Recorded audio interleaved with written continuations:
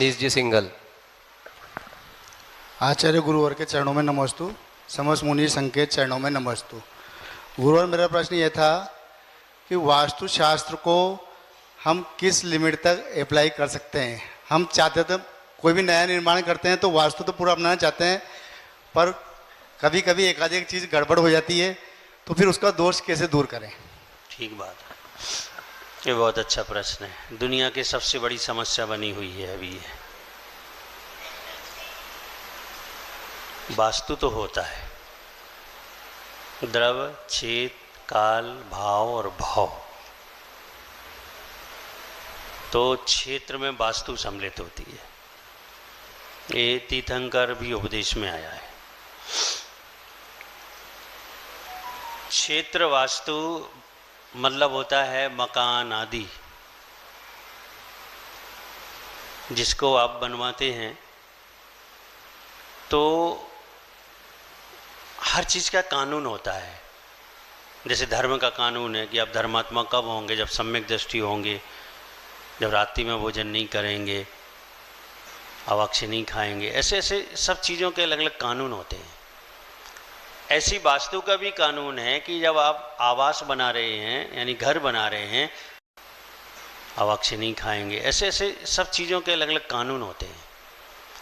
ऐसी वास्तु का भी कानून है कि जब आप आवास बना रहे हैं यानी घर बना रहे हैं तो किचन कहाँ होगी, और भी चीज़ें कहाँ, किस दिशा में, किस कोण में होनी चाहिए और कहाँ नहीं होनी चाहिए, ये वास्तु है। क्योंकि इस लौकिक जीवन में सुख को पाने के लिए जैसे हम व्यापार आदि करते हैं, वैसे ही हमें वास्तु का भी ध्यान रखना पड़ता है। तो मैं तो ये कहूँगा कि 100% वास्तु का ध्यान रखना चाहिए, 100% सही होना चाहिए। लेकिन अब आपका मकान बन चुका है, अब उसमें ज़्यादा तोड़ा फोड़ी नहीं हो सकती है, तो इसके ऊपर से भी उपाय हैं जो वास्तु के ज्ञाता बतलाते हैं। तो उन उपायों को स्वीकार कर लेना चाहिए ताकि मानसिक भ्रांति मिट जाए और व्यापार आदि, नौकरी आदि में मन लगने लग जाए। बाकी आप शुरू से कोई चीज़ बनाते हैं तो कोशिश ये करें कि पूर्ण रूप से वास्तु से बने। और फिर सबसे बढ़िया वास्तु को सुधार करने का कि मंगल होते हैं। प्रतिदिन आप तो अपने घर में एक कलश रखें, जल को भर कर प्रतिदिन रखें, वो मंगल है। उसकी ऊर्जा अगर मान लो वास्तु बिगड़ा हुआ है तो 100% तो कम नहीं कर सकता वो, लेकिन कुछ ना कुछ ऐसा प्रभाव डालेगा कि आप पे उसका असर कम होगा। तो बहुत सी चीज़ें मांगलिक होती हैं, उनके घर में स्थापित करने से बहुत कुछ होता है। मैं चाहता था लेकिन अब टाइम नहीं है कि एक बार आपको घरेलू कुछ उपाय बताएं और एक बार योग और धर्म,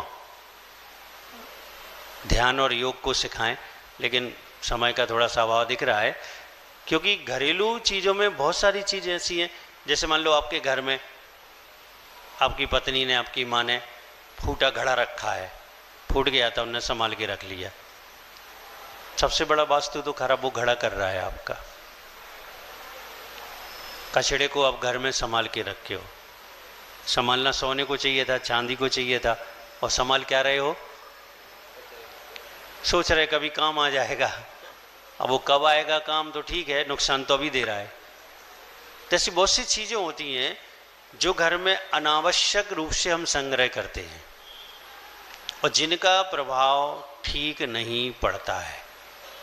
इनसे अशुभ ऊर्जा निकलती है, गंदी ऊर्जा आती है, नकारात्मक आती है, और जो पूरे परिवार को प्रभावित करती है। कलह, राग, द्वेष परिवार में, कलह, झगड़े परिवार में, ये बहुत सारी चीज़ें हैं जो आप मकान को बिना तोड़े फोड़े भी 50% वास्तु को सही कर सकते हैं। और आप ये बिटा लोगे तो वो वाले जो नुकसान दे रहे थे स्थायी वाले, वो भी कम नुकसान देने लग जाएंगे, क्योंकि उतना तो आपका पुण्य नहीं रहेगा, तो वो दबा देंगे उन चीज़ों को। तो बहुत सारी चीज़ें हैं, छोटी छोटी सी घर से निकल रहे हैं, कैसे निकलना चाहिए, दुकान जा रहे तो कैसे जाना चाहिए, बाहर मंदिर आ रहे तो ऐसी सारी चीज़ छोटी छोटी सी बातें हैं, लेकिन ये बहुत मंगलकारी और बहुत शुभ होती हैं। और अगर इनको हम अपने जीवन में लागू करते हैं तो बहुत सी चीज़ों से आप बच सकते हैं और बहुत सी चीज़ों के समाधान अपने आप ही हो सकते हैं। तो वास्तु तो पूरा 100% ध्यान में रखना चाहिए और जितना सुधार कर सकें उतना सुधार कर लें। बाकी के जो उपाय हैं वो करें और फिर घबराएं मत। शांतिनाथ भगवान हैं ही आपके साथ, उनके चरणों में रोज आएं तो बहुत सी चीज़ें तो अपने आप ही विशुद्धि से भी समझ जाएंगी। अरुण